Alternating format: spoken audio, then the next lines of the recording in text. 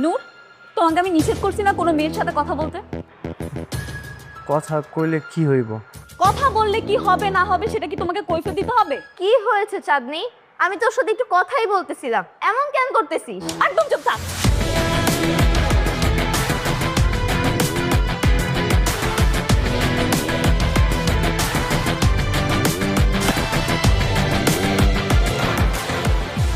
আরে এইটা তুমি কি করতেছো? বাইরে তো সবাই উল্টা উল্টা ভাববো। ভাবলে ভাবো, তাতে আমার কিচ্ছু আসে যায় না। এই ভাই প্রেম বিরিতের আগে কিছু করিস না ভাই, খোল। না না, এইটা আমি করতে পারবো না। আর তাছাড়া তুমি যদি আমার হাত পা বাইরে সবার সামনে রাখো, তারপরে আমি তোমার প্রপোজ করতে পারবো। কি? তোমার এত বড় সাহস, তুমি আমাকে প্রপোজ করবে না? দাঁড়াও, আমি এক্ষুনি বাইরে যাব, আর বাইরে গিয়ে সবাইকে বলবো তুমি আমার সর্বনাশ করার চেষ্টা করছো। চাঁদনি,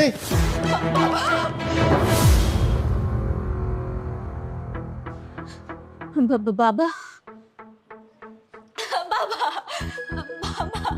বাবা, তুমি আগে আমার কথাটা শোনো। বাবা শোনো, বাবা।